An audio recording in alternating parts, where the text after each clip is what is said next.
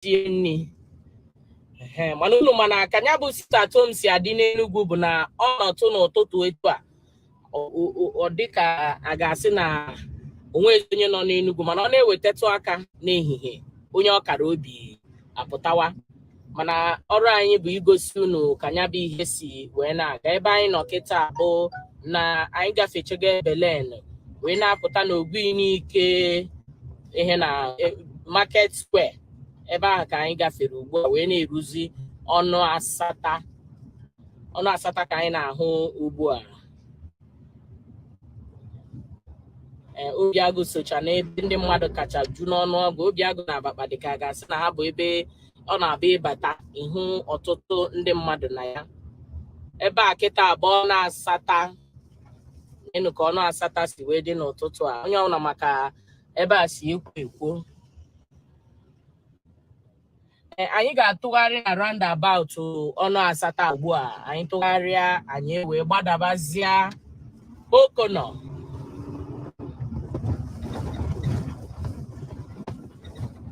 ebe anyị na-agbada ugbu a bụ Okono dị na Enugu steeti ịgbadacha anyị nweta Owerri Road nweta Udi Road ma Ogidi Crescent ha ncha niile na ebe anụnwa kịta ebe ahụ na-ahụ ugbu a bụ poliklinik nọ n'aka nri ebe a na-ele maịmaị na ndị otie niile eji marụ ogbe a na ebe a ị na-anya ịhụ na ụmụ nwaanyị na-ere maịmaị ụfọdụ n'ime ha ndị ọkara obi pụtara maka na ihe ha na-erekwanụ bụ ihe na-emebi emebi ọ dị mma isizi ebe a gbagote ịgafee St. Bridget Catholic Church nke dị na Asata ebe a ịgafe Owerri Road ị nwetakwanye bụ Nnamdi Azikiwe Stadium bụ ebe anyị nọ wee bido ihe mmemme a n'ụtụtụ tata cheta na anyị agaghị ebe dị iche iche anyị gara Agbani Road gaa Zik Avenue gaa Kenyatta gaa Ogwinu Layout wee nachite azụ na Ogwi Road a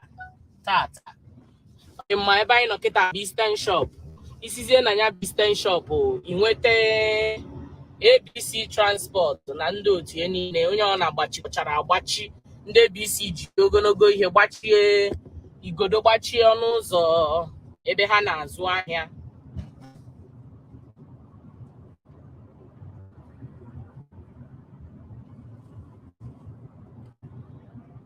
kịta bụ Asata Chemist a dị na Ogwi Road ka anyị nọ na ihe a ihe kacha na-ahụ bụ ndị mmadụ na-akpụgharị ihe a ji jekute mmiri mana nkọ mmiri na-eme ndị mmadụ 30 ugbu a anyị na-agbagotezi ugwu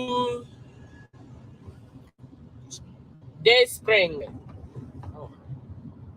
nke a ka a na-akpọ Day Spring bus stop dị na Ogwi Road isi ịbazia Lagos Street na ndị otie niile nekwa ụlọ na-erekwa mmanụ ụgbọala niile gbachikọchara agbachi Enyo filling station ọ gbachiri agbachi ebe a kịta bụ Oloko Gate anyị na-agbagote ugbu a ebe unu na-ahụ ugbu a bụ na Oloko Gate anyị ga-abụ Oloko Gate ịkpọdazia iwuteze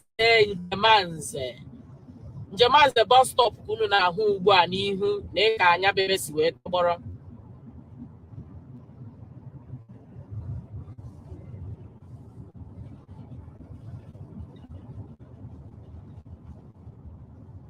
ebe a kịta bụ traffic light nke Artisan Market ka anyị na-egosi gị ugbu a ma ndị niile na-ere mmanụ ụgbọala ebe a ha ncha niile gbachikọchara agbachi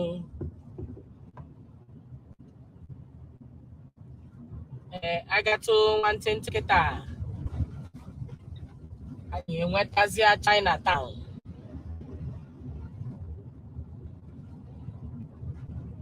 ya bụ Chinatown bụ agachazịa ya nwantịntị kpọdaa anyị ewee nwetazie Otigba anyị ga-apịachikọ ihe ngosi anyị n'ụtụtụ a oge na-adịghị anya na anyị ugbu a na ugwu anyị na-agbada bụ ugwu Chinatown ịgafeche 4 market days na ndị otie niile ndị na-elegasị ihe dị iche iche onye ọbụla gbachikọchara ọdụ ahịa ya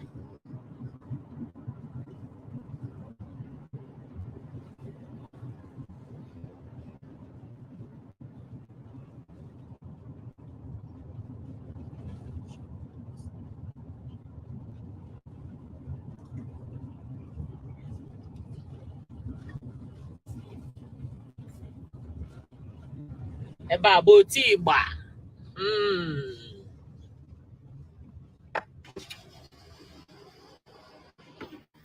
Ebe a bụ otu Igba Junction Enugu. Unu n'anya kịta unu ahụ na otu Igba tọgbọkwanụ ka o si karịa ka o si adịbu na mbụ. Richard Chukwuemeka anyị na-ekiri anyị, ndewo na isonyere anyị na BBC News Igbo. Chidi Ụzọ isi m na mụ ga-emene nsogbu adịrọ, ị ga-agwa m ebe ị nọ kịta ka m pụta mụ na gị soro je na m chọrọ emu na ya ga-eso wee ganya bụ emene. Cynthia Obianuju uche onye adị ya njọ. Ndewo.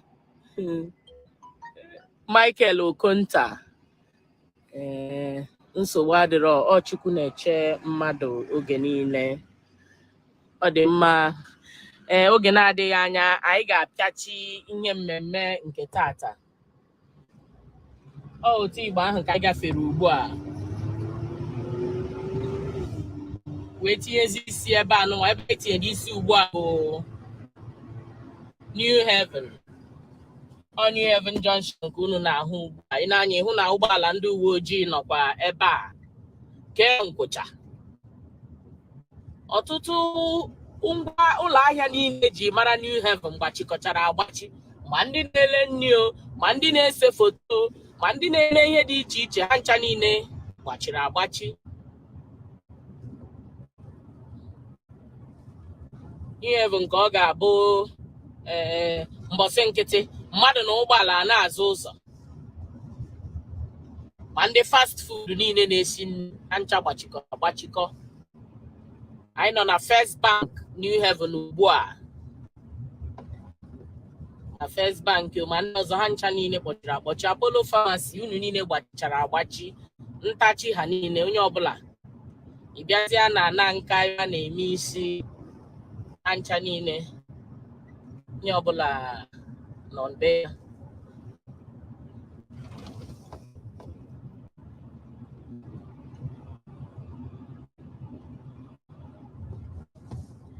Ọ dị mma. Ahụla m ọtụtụ n'ime unu na-asị na unu ahụgo ka ya bụ Enugu dị. Ugwu nke anọ gị n'ihu ugbu a bụ ugwu Semurumba. Unu ahụgo ka ya bụ ugwu, anyị agaghị agakwu ya ọzọ. Ka anyị tụgharịzịa na-achị ya azụ na anyị egosigokwa n'unu ọtụtụ ebe n'Enugu. Maka ndị chọrọ ka anyị jee Emene na Abakpa, ị ga-apụta ka mụ na gị si wee gaa anya bụ Emene tata.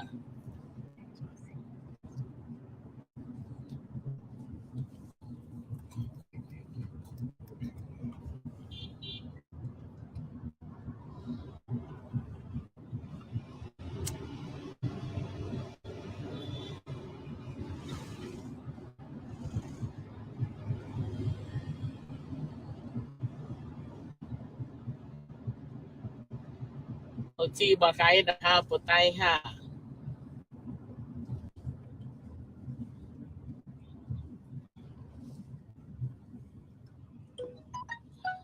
Ọ dị mma. Ụzọ a kịta bụ ụzọ na-aba kene New Haven Market. New Haven Market bụ kene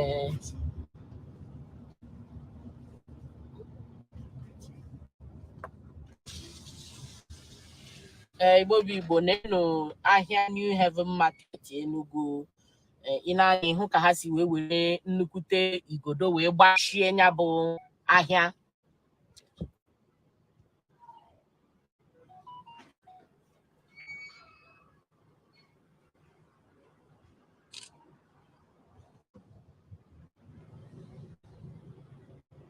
Ma ndị na-ere tomato na ụmụ ihe niile dị iche iche ha ncha niile gbachiri agbachi.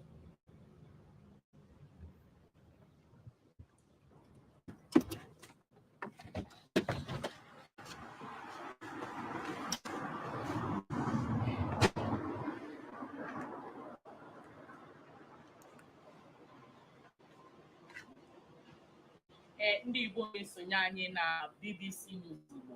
Unu ahụ ka anyị si wee gagharị Enugu wee gosi unu ka tata bụ Mọnde, ụbọchị 31 nke ọnwa Jenụwarị n'afọ 2022.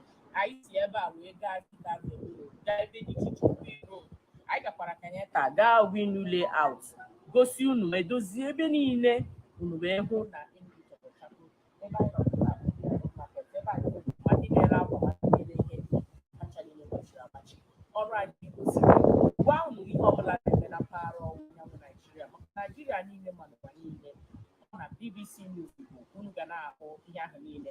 Ndị niile zitere anyị ozi ebe ndị ha chọrọ ka anyị gaa sikwa anyị ike na anyị nwere ike kwụsị ihe onyonyo nke anyị amarụkwe ma ya bụ emele ma ababa wee gosi unu ka obodo dị. Ịchọkwa ịma ka Ebonyi, Imo, Abia na ebe ndị ọzọ nọ si wee dị